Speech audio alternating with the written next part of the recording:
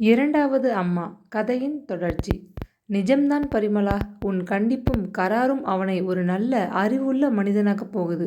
உனக்கு நான் ரொம்ப கடமைப்பட்டிருக்கேன். என்ன இப்படி பேசுறீங்க? அருண் யாரு? என் பிள்ளை தானே. எனக்கு அவன் வளர்ச்சியில் அக்கறை இல்லையா? பரிமளாவின் கனிமொழிகளில் கரைந்து அவள் தன் கால்களை இதமாக பிடித்து விடுவதை இன்பமாக அனுபவித்து அவளது அன்பில் மயங்கி இந்த உலகத்தையே அவன் மறந்து போனான்.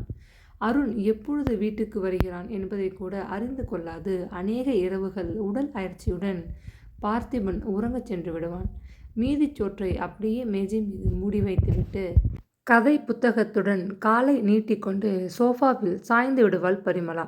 இரவு 9 மணி அளவில் வந்து லேசாக கதவை தட்டுவான் அருண். சின்னம்மாவை நிமிர்ந்து பார்க்கவும் துணிவின்றி தலையை தொங்க போட்டவனாக கை கால்களை கழுவிக்கொண்டு ஆறி போன உணவை தானே எடுத்து போட்டு தின்றுவிட்டு பாத்திரங்களை கழுவி வைத்துவிட்டு படுக்க போவான்.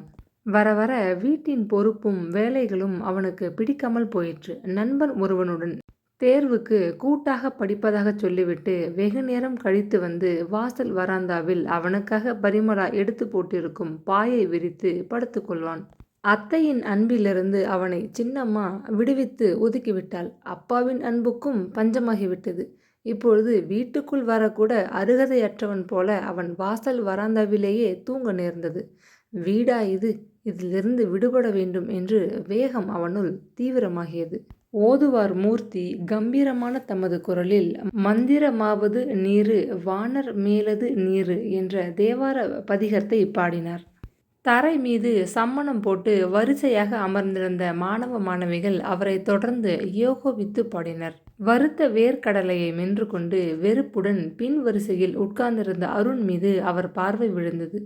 தினமும் குளிச்சுவிட்டு பட்டையா விபூதி அணிந்து வேட்டியும் சட்டையுமாக சிவப்பழமாய் அந்த வரிசையில் உட்கார்ந்திருக்கும் அந்த சிறுவனின் நெற்றி பாழாக இருப்பதை பார்த்து துணுக்குற்றார். உன் பேர் என்ன? அருண் இல்லையா?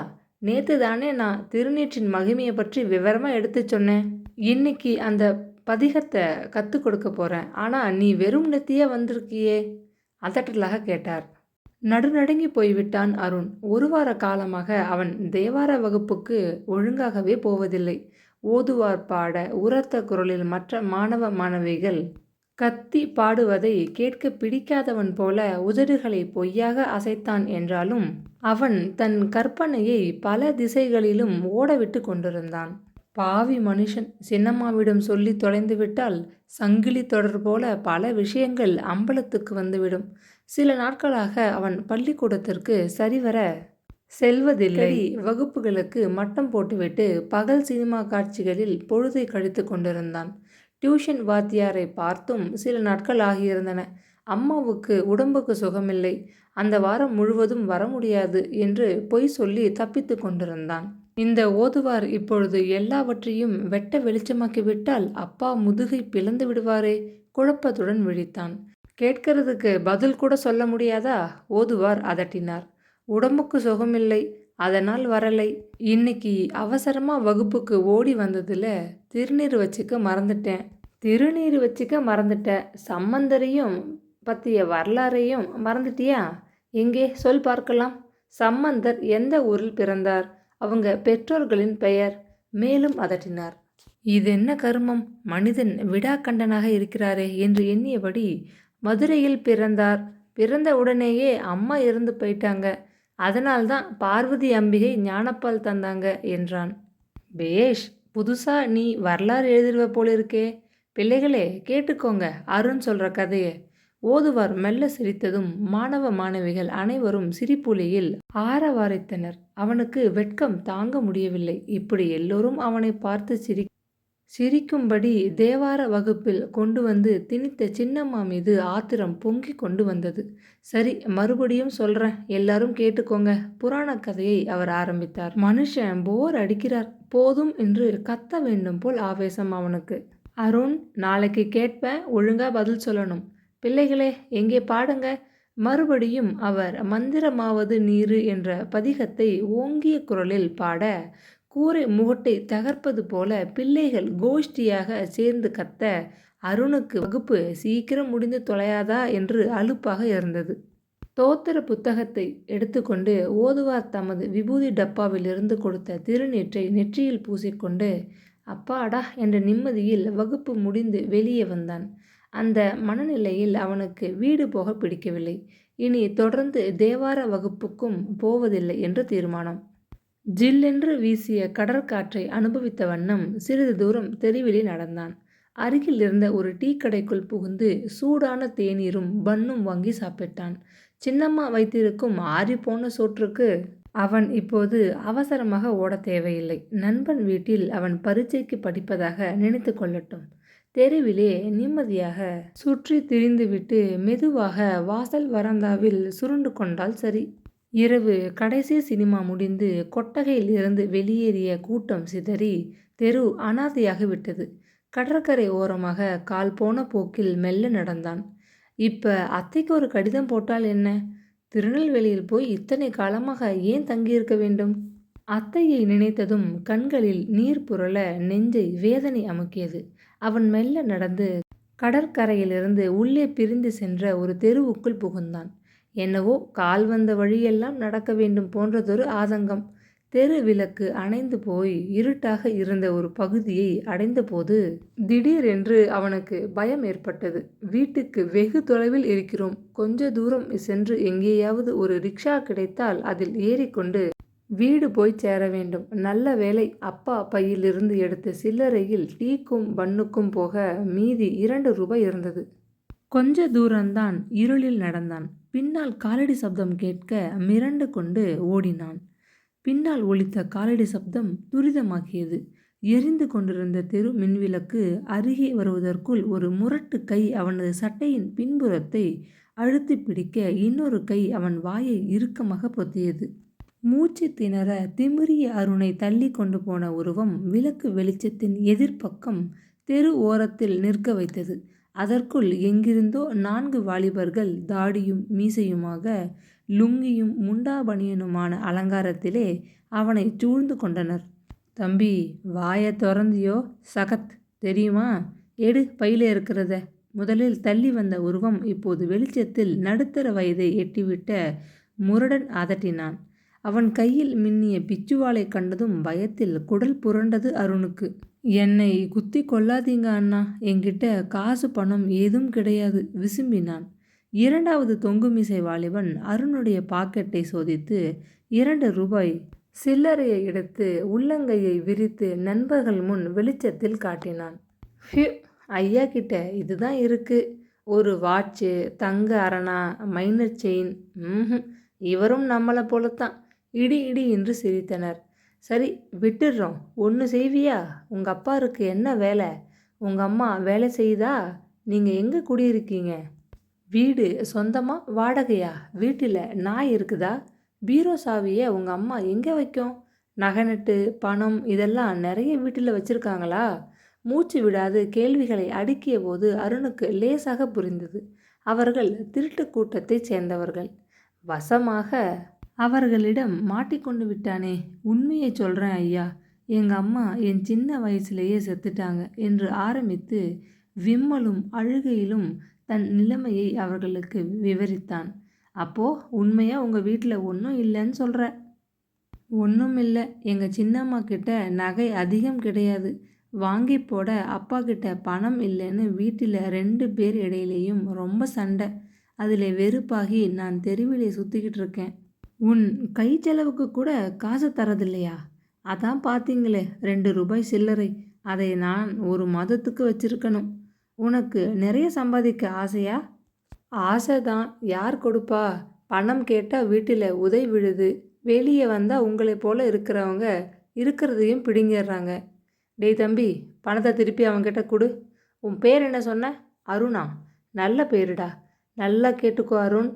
உனக்கு நிறைய பணம் சம்பாதிச்சுட்டு எங்களை போல் சந்தோஷமாக நினச்சப்போ சினிமா, துண்ண பிரியாணி, பிரியப்பட்ட சட்டை துணிகளை வாங்கி போட்டுக்கிட்டு சுகமாக வாழ ஆசையாக சொல்லு கேட்டான் அந்த மீசைக்கார ஆசாமி. ரொம்ப ஆசையாக தான் இருக்குது. யார் அப்படி அள்ளி கொடுப்பாங்க? நாமே அள்ளிக்கிற வழியை சொல்லித்தரேன். நீ நாளையிலிருந்து நம்ம கூட்டத்தோடு சேர்ந்துடுறதுக்கு சம்மதமானு உடனே சொல்லு. எங்கள் தலைவர்கிட்ட கேட்டுக்கிட்டு நாளைக்கு இதே இடத்துல சந்திப்போம். வீட்டின் மேல் ஏற்பட்ட வெறுப்பு அருணை அவர்களுடன் சேர்ந்து கொள்ள தூண்டியது.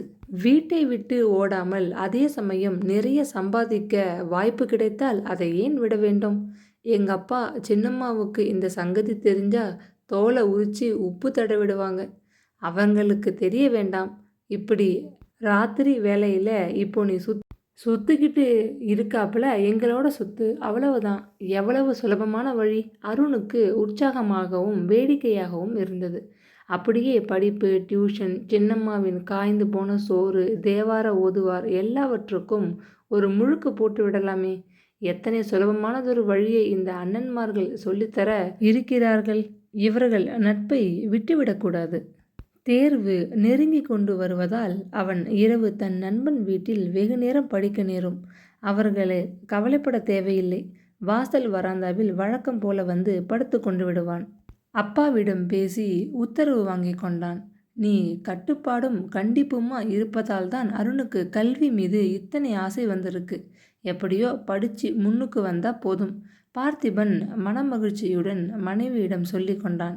மூத்தாளின் மகன் கூடியவரை வீட்டுக்கு வெளியே இருப்பதுதான் நலம் என்று பரிமளா நினைத்தாள். இப்பொழுது ஏற்பட்டுள்ள புதிய தொடர்பு அருணுக்கு மிகவும் பிடித்திருந்தது. 10 நாளில் அருணுடைய புதிய நண்பர்கள் அவனுக்கு சில கலைகளை வேகமாக கற்றுக் கொடுத்தனர். பஸ்ஸில் ஏறியதும் கூட்டத்தோடு இடிச்சிட்டு போய் நில்லு. மெல்ல உன் முன்னால் இருப்பவரின் தோலை தொடு. தோலை சுருக்கினால் கம்முன்னு நகர்ந்துக்கோ. எருமை மாடு போல உணர்ச்சி இல்லாதவனாக இருந்தால் பிளேடு வேலையை ஆரம்பி. சர்ரு சர்ரு 2 இழுப்பிலே அவன் பையில இருக்கிற பர்ஸை லபக்குன்னு கொத்திக்கோ. வியப்பினால் கண்கள் விரிய இந்த புதிய விளையாட்டினால் கிடைக்கும் லாபத்தை எண்ணி மகிழ்ந்தவனாய் சினிமா கியூவில் நின்ற ஒரு வயதான மனிதரிடம் கைவரிசையை காட்டினான். என்ன ஆச்சரியம்! மனிதர் மரம் போல கொஞ்சமும் உணர்ச்சி இல்லாது நின்று கொண்டிருந்தார். அருணின் கையில் கிடைத்த பர்ஸ் துரிதமாக அண்ணன்மார்கள் கைக்கு மாறியது. அன்று இரவு ஊருக்கு ஒதுக்குப்புறமாக பாதியில் நின்ற ஒரு கட்டிடத்தின் வாயிலில் அவர்கள் அனைவரும் தனித்தனியே சம்பாதித்தவைகளை ஒரு துண்டில் கொட்டிய போது அருண் அம்மா அடி என்று வியப்பில் கத்திவிட்டான். எத்தனை பணம், என்னென்ன பொருட்கள்! அவர்கள் அனைவரும் பங்கிட்டு கொண்டனர். 1 மாத காலத்தில் அருண் ஜேபுடி திருட்டில் கை தேர்ந்தவனாகி விட்டான். அவனுக்கு இப்பொழுது தேவைப்பட்ட பணம் தாராளமாக கிடைத்தது. நண்பர்களுடன் நள்ளிரவு வரை ஊரை சுற்றினான். பெரிய ஓட்டல்களில் வயிறு புடைக்க சாப்பிட்டான். ஆசைப்பட்ட சினிமாக்களை பார்த்தான். வாரத்திற்கு 2 முறை பள்ளிக்கூடத்திற்கு போய் வந்தான். தொடர்ந்து போகாதிருந்தால் விஷயம் அப்பாவுக்கு எட்டிவிடுமே என்ற பயம். அவன் நண்பர்கள் அவனுக்கு கார் ஓட்டவும் கற்றுக் கொடுத்தனர். ஒரு சில நாட்களில் கார் ஒரு பச்சை குழந்தை போல அவன் கையில் அகப்பட்டு கொண்டு இழுத்த இழுப்புக்கு விரைவாக ஓடியது. முதலில் தலைவர் தந்த காரில் நண்பர்களுடன் ஏறிக்கொண்டு கடற்கரை சாலையில் நள்ளிரவின் போது உல்லாசமாக ஓட்டிக்கொண்டு செல்ல பழகி கொண்டான். பாட்டும் கும்மாளமுமாக அவர்கள் பின் சீட்டில் அமர்ந்திருக்க தலையில் ஒரு பெரிய கம்பளி குல்லாவை வைத்து கொண்டு போலி மீசை ஒன்றை ஒட்ட வைத்து கொண்டு ஆசனத்தில் ஒரு திண்டை போட்டுக்கொண்டு அமர்ந்தபடி பெரிய மனிதன் போல நடித்தவாறு அவன் வண்டியை ஓட்டி கொண்டிருந்தான். அதற்கு பின் நண்பர்கள் அவனுக்கு வேறு ஒரு கலையை பழகி கொண்டு கொடுத்தார்கள். உருவத்தில் சிறியவனாக இருக்கும் அவனை கூட்டிக் கொண்டு பூட்டப்பட்டிருக்கும் தனி பங்களாக்கள் வீடுகளின் ஜன்னல்களை பெயர்த்து அவனை உள்ளே தள்ளி கதவை திறக்க சொல்லிக் கொடுத்தனர். பூனை போல சுவரை ஒட்டினார் போல இருக்கும் நீர் குழாய்களில் ஏறி சிறிய வெண்டிலேட்டர்களின் கண்ணாடியை உடைத்து உள்ளே புகும் வித்தை அவனுக்கு மிகவும் வேடிக்கையாக இருந்தது. இரவில் அவன் நகரத்தில் எந்த பகுதியில் நண்பர்களுடன் நடமாடிக் கொண்டிருந்தாலும் சரி, பொழுது விடியும் முன் சாது பிள்ளையாக வராந்தாவிலே கம்பளியை போர்த்தி கொண்டு பாயின் மீது சுருண்டு கிடப்பான். அந்த வகையிலும் நடிக்க தேர்ந்து விட்டான். அன்று இரவு அவர்களுக்கு முக்கியமானதொரு வேலை இருந்தது. வழக்கம் போல சின்னம்மாவுக்கு வீட்டு வேலைகளில் உதவி செய்துவிட்டு புத்தக பையை தூக்கி கொண்டு நல்ல பையனாக அவன் வெளியே கிளம்பினான். பரிமளா கதவை தாழிட்டு கொண்டதும் புத்தக பையை தோட்டத்தில் செழித்து வளர்ந்திருந்த செம்பருத்தி செடியின் பின்னால் வைத்துவிட்டு கேட்டை திறந்து கொண்டு தெருவில் இறங்கினான். தெருக்கோடியில் அவனுக்காக நண்பர்கள் காருடன் காத்திருந்தனர்.